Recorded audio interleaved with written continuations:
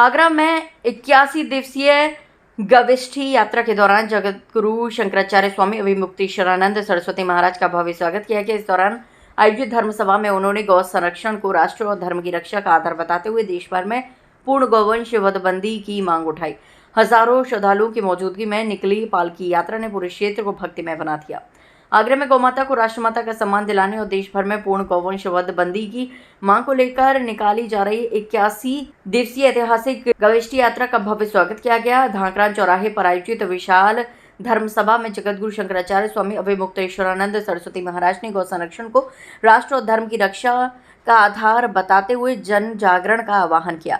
अपने संबोधन में शंकराचार्य ने कहा कि भारत में गाय को सदैव माता का दर्जा प्राप्त रहा है, क्योंकि वह कृषि, पर्यावरण और संस्कृति की आधारशिला है। उन्होंने कहा कि आज भी गौवध और गौमांस उपभोग की घटना चिंताजनक है और सरकारों को गौरक्षा के विषय में और अधिक दृढ़ कदम उठाने चाहिए। धर्म सभा के दौरान गौ सेवा और गौरक्षा के क्षेत्र में योगदान के लिए समाजसेवियों को सम्मानित भी किया गया। वहीं आयोजकों ने शंकराचार्य महाराज को भारतीय कृषि और गौ आधारित संस्कृति के प्रतीक स्वरूप हल भेंट कर सम्मानित किया गया।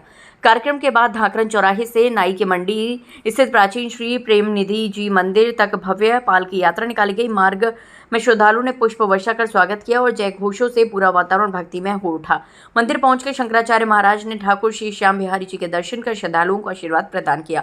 आयोजकों का कहना है कि 81 दिवसीय गविष्ठी यात्रा का उद्देश्य देश भर में गौरक्षा के प्रति जनचेतना जागृत करना और गौमाता को राष्ट्रमाता का सम्मान दिलाने के लिए व्यापक जन समर्थन तैयार करना है।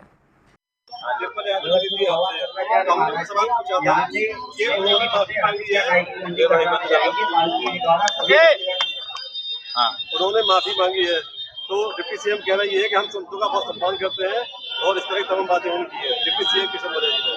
हाँ ठीक है, डिप्टी सीएम जो केशव मौर्य हैं, जब प्रयाग में घटना हुई थी तब भी उन्होंने अच्छा वक्तव्य दिया था। इससे पता चलता है कि उनके मन में तो भाव है, लेकिन वो मजबूर हैं। मुख्यमंत्री के आगे केवल बोल पाते हैं, इससे ज्यादा कुछ कर नहीं पाते। आगे क्या रणनीति रहेगी? क्योंकि हमारी रणनीति साफ है कि अब इस देश में हिंदू जाग रहा है, और हिंदू ही नहीं, अब तो देश में मुसलमान भी इस मामले में जाग गया है। वो सब कह रहे हैं कि गाय को माता घोषित करिए, जैसे कि भारत की परंपरा रही है। और अब वही व्यक्ति सत्ता में आएगा जो गाय को माता कहने में गर्व का अनुभव करेगा, और जो लोग गाय को माता कहने में हिचक रहे हैं, जिनकी जीभ लड़खड़ा रही है, अब उन लोगों को विराम देना पड़ेगा। सरकार कह रही है कि अब हमारे लिए वो लोग डीजल पेट्रोल हो गए, हम नहीं खरीदेंगे। सरकार कह रही है कि गौ माता घोषित करने की जरूरत क्या है, पहले से गौ माता है। बात यह है कि गौ माता जो है किसकी है? तुम्हारी होगी, लेकिन जो उत्तर प्रदेश स्टेट है उसने कहाँ घोषणा की है? उसने तो अपने कागजों में पशु लिख रखा है।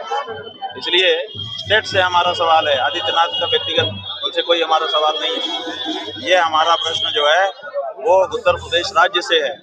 राज्य को ये घोषित करना है, और राज्य बिना घोषित किए कुछ नहीं कर सकता, क्योंकि घोषित करेगा तभी तो फिर प्रोटोकॉल बना पाएगा, नहीं तो बनाएगा कैसे?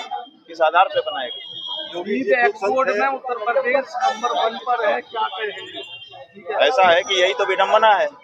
एक तरफ जो है गेरुआ कपड़ा पहनने वाला योगी मुख्यमंत्री है, और एक तरफ जो है उसका राज्य बीफ एक्सपोर्ट में नंबर 1 है। दोनों चीजें मैचिंग नहीं है, मिसमैच है, लेकिन बड़ी अच्छे से मैचिंग चल रही है 9 साल से। ये बताता है कि ये ढोंग हो रहा है। कपड़ा जो है वो अलग पहना जा रहा है, वो काम अलग किया जा रहा है, इसी को ढोंग कहते हैं। 2016 का योगी आदित्यनाथ का बयान था कि गाय को राष्ट्रपति राष्ट्रमाता घोषित किया जाए, लेकिन 2026 का भी बयान सामने आया कि राष्ट्रमाता घोषित करने की जरूरत नहीं है। ये जो है 2008 28 फरवरी 2016 को जंतर मंतर पे यही हमारा ही आंदोलन था, जिसमें वो आए हुए थे, और आकर के उन्होंने कहा कि बहुत जरूरी है, ये सरकार विलम्ब कर रही है, देर कर रही है, ठीक नहीं है, बड़ा तेवर दिखा रहे थे। और उसके बाद अगले साल मुख्यमंत्री के पद पे बैठ गए, और तब से 9 साल बीत गए। अब कहते हैं घोषणा करने की जरूरत नहीं है। ये कैसा दोहरा चरित्र है?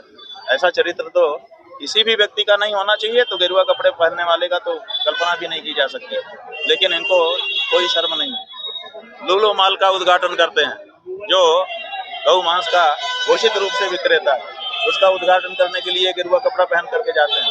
गेरुआ कपड़ा लजा रहा है जी, गेरुआ कपड़ा की मर्यादा इस समय नष्ट हो रही है। हम लोगों को बिल्कुल देखिए, अगर कोई सेना का ड्रेस पहन करके कोई ऐसा कार्य करे जो अनुचित हो तो सेना के लोगों को गुस्सा आता है। कोई पुलिस का कपड़ा पहन करके अनुचित कार्य करे जो पुलिस के नहीं करना चाहिए तो पुलिस के लोगों को गुस्सा आता है। उसी तरह से गेरुआ कपड़ा पहन करके अगर कोई अनुचित कार्य करे जो उसके लिए नहीं किया जाना चाहिए तो गेरुआ कपड़ा पहन के जो लोग बैठे हैं उनको गुस्सा आता है। ये बहुत ब्लंडर हो रहा है। गाय को राष्ट्रीय माता बनाने के लिए मुस्लिम समाज की भी देश भर